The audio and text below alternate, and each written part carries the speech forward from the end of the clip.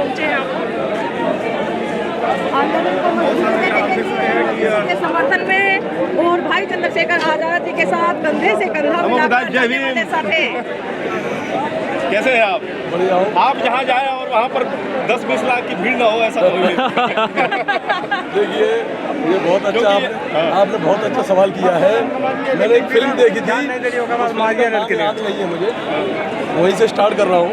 उस फिल्म में राजेश खन्ना एक गाना फिल्मा रहे हैं और उस गाने में उसके बोल ये हैं कि वो एक अपनी आर्मी को प्रोत्साहन कर रहे हैं दुश्मन के देश में चढ़ाई करने के लिए।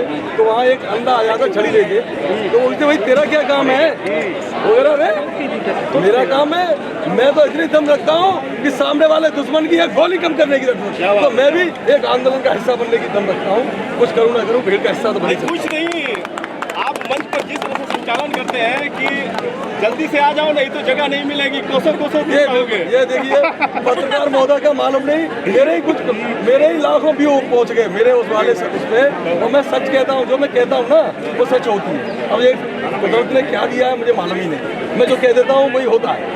तो यहाँ पर तो जो आपका वरदान है अगर सिद्ध हो गया तो बिल्कुल यहाँ से छक्के छूट जाएंगे। बिल्कुल छक्के छूट नहीं जाएंगे। मैं बता दूँ क्या क्या होगा वो देख लेना। लेकिन यहाँ पर तो जितनी संख्या इससे कहीं ज्यादा फोर्स लगा दी गई है, बैरिकेड चारों तरफ लगा दी गई। फोर्स लगा दी, फोर्स की मजबूरी है, वो भी हमारे भाई है। अभी हम जब गए उन्होंने हमको वेलकम किया, हमने कि हम तुम्हारी लड़ाई लड़ने आए, हमने कि जी हमको मालूम। तो हम तो लड़ाई भी नहीं की लड़ रहे, जितना जो भी है सब ये हमारे लोग, चाहे फोर्स वाले हों चाहे कोई भी हो, सब उन्हीं की लड़ाई हम लड़ रहे हैं। कुल मिलाकर महिलाओं के लिए, जो छात्र छात्राएं हैं, बेरोजगारों के लिए, सबकी आवाज़ उठाना सिर्फ आप लोग की ही जिम्मेदारी है कि और लोग कुछ करेंगे? देखिए आपने बहुत अच्छा सवाल किया है। जो जिम्मेदारी समझ ले, जिसने जिम्मेदारी समझ ली वो उसकी जिम्मेदारी बनती है। हमने समझ ली है, हमारी पार्टी ने समझ ली, हमारे राष्ट्रीय अध्यक्ष ने समझ लिया, हमारे एक कार्यकर्ता ने समझ लिया और जिम्मेदारी समझ ली है। उस पर हम उस जिम्मेदारी को हम बाकी को निभाने की कोशिश कर रहे हैं। और आप जैसे पत्रकार महोदय मीडिया का धन्यवाद दे रहे हैं कि आप लोग हमको दिखा रहे हैं और हमारा साथ दे रहे हैं, इसमें सबसे बड़ा योगदान आपका है। आप आज सीधा उत्तर प्रदेश से दिल्ली में क्यों पहुंचे हैं? अरे भैया मैं ऑल इंडिया खटिक फेडरेशन का राष्ट्रीय अध्यक्ष भी हूँ, ये आपको बता दूँ। मैं इस वक्त अपने ऑल इंडिया खटिक फेडरेशन के तत्वाधान से और उससे समर्थन देने आया हूँ। ऑल इंडिया खटिक फेडरेशन राष्ट्रीय अध्यक्ष हूँ आपके पोस्ट का, और पूरे खटिक समाज से आह्वान करता हूँ कि जहाँ जहाँ भीम आर्मी आजाद समाज पार्टी और देश हित के लिए जहाँ जहाँ जरूरत पड़े आप आइए और बढ़ चढ़ के हिस्सा लीजिए। नेताजी सुबह शाम दिन रात हर वक्त जहाँ भी देखते हैं आपका चेहरा मेहनत करते हुए हमें दिखाई देता है। वो चाहे कितनी भाई ने 4-5 रैलियाँ की है, वहाँ आप 3 दिन पहुँच जाते हैं, सुबह शाम नहीं देखते हैं। इस जोश और जुनून का क्या कारण है? ये जोश और जुनून का कारण है आप लोग जी। आप लोग हमको दिखाते हैं, लोग हमको रिप्लाई देते हैं और रिप्लाई में वो हमसे आस भी करते हैं, उम्मीद भी लगाते हैं। और जो हमसे उम्मीद लगाए हैं तो हमारा भी दायित्व बनता है, जो हमसे उम्मीद लगाए हुए हैं हम उनके उम्मीद पे खरा उतरते हैं। तो 19 मार्च को अगली सुनवाई है यूजीसी को लेकर, और इसको लेकर अगर निर्णय पक्ष में नहीं आता है तो आगे की रणनीति जो भीम आर्मी और एएसपी की रहेगी वो क्या रहेगी? रोड जाम होंगे, रोड जाम होंगे, ये देख लेना आप जी। 2 अप्रैल दोहरा दिया जाएगा। 2 अप्रैल तो एक केवल टेलर था, अब देखना आप। बहुत बड़ी बात कह रहे हैं आप। बहुत बड़ी, हम तो बहुत बड़ी बात क्यों कह रहे हैं कि ये पब्लिक हमारी है जी। हम अपने बल पे करते हैं, हमारा कुछ नहीं है, ये सारी जो कुछ है हमारी पब्लिक है। ये आंदोलन पब्लिक का है, ये किसी पार्टी और किसी नेता का नहीं है। ये आंदोलन मेरा नहीं है, हम जैसे कार्यकर्ता नहीं, ये आंदोलन इस पब्लिक का है। तो जब उनका आंदोलन है तो वो तो सक्सेस होना है। तो फिर रोड जाम होंगे तो बाहुबली लेकर चलेंगे आप जी, सरकार को तो घुटने टेकने ही पड़ेंगे। बाहुबली हमारे भाई हमारे, हमें ये दिखाना है। तो रोड जाम करने की बात कर रहे हैं, दूसरी तरफ यूजीसी को लेकर हम युवाओं का भविष्य सुरक्षित करने की बात कर रहे हैं। तो रोड जाम करने से हमारे युवाओं पर FIR दर्ज होगी? देखिए कोई काम करते हैं क्रिया के साथ प्रतिक्रिया जुड़ी होती है, समझ रहे ना आप।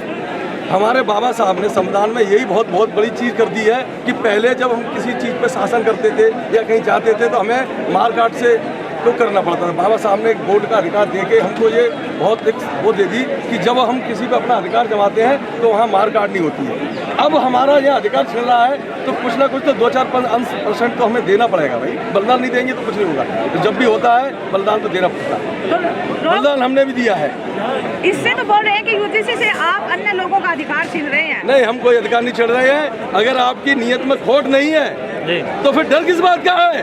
मैं ये बता रहा हूँ, मैं आपके प्रति कोई गंदी मानसिकता नहीं रखता हूँ। मुझे किस बात का डर है? इसका मतलब आप खोट है, आपके अंदर मानसिकता है, इसलिए आप विरोध कर रहे हैं। भाई ये बताइए, उसमें यही तो प्रावधान है कि किसी को आप परेशान करेंगे या किसी को आप दोहरा व्यवहार करेंगे तभी तो आप पे कंप्लेंट होगी। जब आप करिए मत ही, अच्छा करिए, कोई दिक्कत ही नहीं है। जी, तो आज यहाँ जंतर मंतर पर कुछ बातों को लेकर, कुछ बिंदुओं को लेकर यहाँ पर महाआंदोलन किया गया है। इसमें बैकलॉग जैसी बातें भी है, यूजीसी जैसी बातें। क्या आज़ाद समाज पार्टी की अगर सरकार बनती है तो इन्हीं सभी बिंदुओं पर काम किया जाएगा? बिल्कुल बिल्कुल। हम जो करते हैं जी, कथनी और करनी हमारे अंतर नहीं। हम जो कहते करने से जो करना चाहते हैं ना, हम उसी को कहते हैं जी, और जो कहते हैं उससे पहले हम करने के लिए तैयार हो चुके होते हैं जी, बिल्कुल रेडी होते हैं। तो तमाम सांसद हैं, 131 SC के हैं और तमाम OBC से सांसद हैं, तमाम पार्टियां हैं, तमाम मुख्यमंत्री भी फिलहाल मौके पर हैं। कोई भी किसी प्रकार की आवाज़ नहीं उठा पाता, चाहे वो यूजीसी की हो या किसी प्रकार के अन्य शोषितों के खिलाफ, SC ST OBC के खिलाफ। एकमात्र चंद्रशेखर आज़ाद जी ही क्यों आवाज़ उठाते हैं? देखिए, बहुत अच्छा सवाल आपने किया है। जो लोग आवाज़ नहीं उठाते ना जी, वो केवल कहने के लिए पब्लिक के नेता हैं, वो पार्टी के गुलाम हैं। जैसे आपने वो शिकारी देखा है ना, हाँ जी, शिकारी तीतर पालता है ना जी, तो वो शिकारियों के तीतर हैं। वो कह ही नहीं सकते, उनकी इतनी दम नहीं है जी। बस वो केवल अपने कमेले में, अपने गांव में जाके ये लोगों को कह सकते हैं हम तुम्हारे हो, लाके तो दे देते हैं, उनका कत्लेआम होता है। तो वो उनमें दम नहीं है कहने की। दम है देश में केवल भाई चंद्रशेखर। तो आज ठान के आए हैं घर से कि यूजीसी को लागू कराएंगे, बैकलॉग को भरेंगे? बिल्कुल ठान के आए हैं, बच्चों से कह के आए हैं जी। जमानत की बात है, जमानत करा लेना, लाठी पिया है, इलाज करा लेना जी, घर से कह के आया हूँ जी। और मैं तो ये भी कह दिया अपने बच्चों से जी कि आप ये समझ लें कि अब आपका पापा एक रॉयल्टी में है, पापा तुम्हारा दुनिया में नहीं है जी।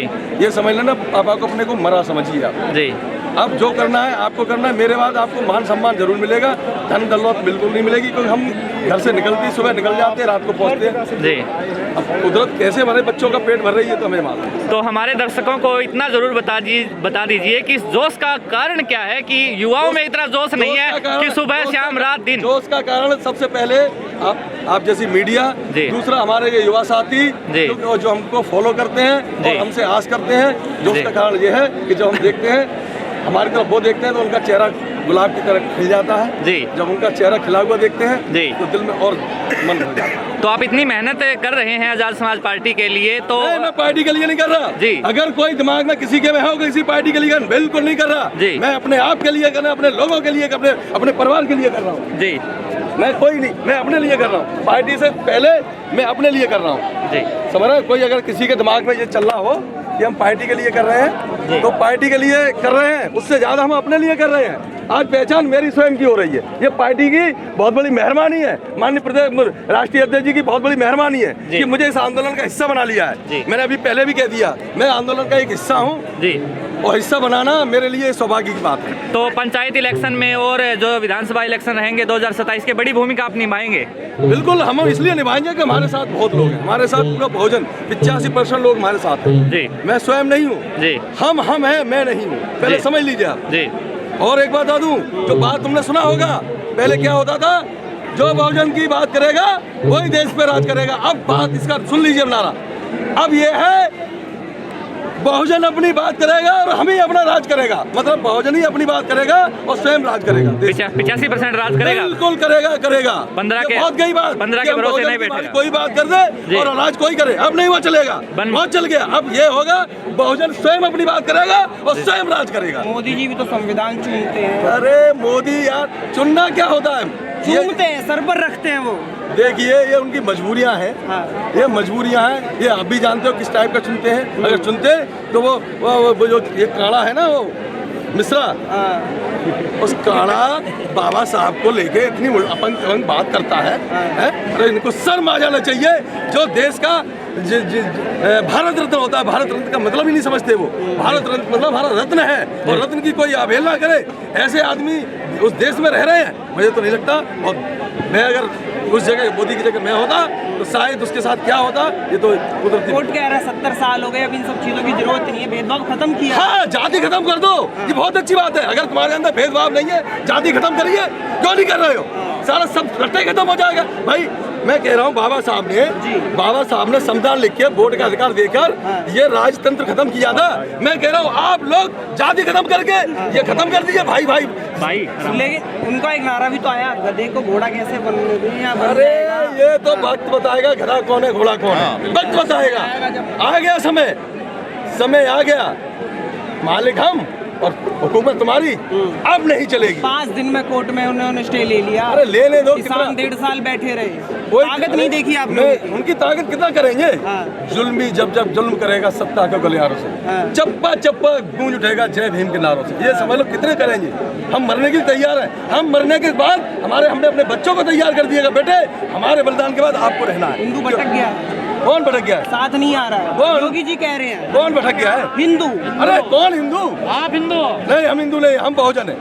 बहुजन। आप हिंदुओं को अरे बहुजन है, बहुजन है, हम बहुजन। हम हिंदू बिंदु नहीं जानते, हम बहुजन है। सबसे पहले मानवतावादी और दूसरा बहुजनवादी।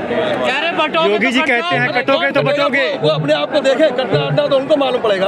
योगी जी कहते हैं कौन हिंदू? बटोगे तो कटोगे। अरे वो जाने, उनका काम जाने, हमारी अपनी बात सुनिए। मोदी जी क्या क्या सुन रहे वो क्या कह हैं? सकते हैं? मोदी जी आपके लिए क्या क्या सुन रहे हैं इस बिल को बनाने के चक्कर में?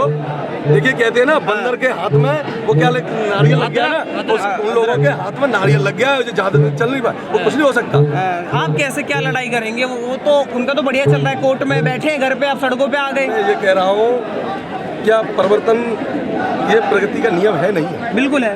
तो बस इससे पहले इन्हीं की सरकार थी, कांग्रेस की थी, उसका जनता दल थी, जनता पार्टी थी, इतनी पार्टियां ये भी चले जाएंगे। रुकना, इनको रुकना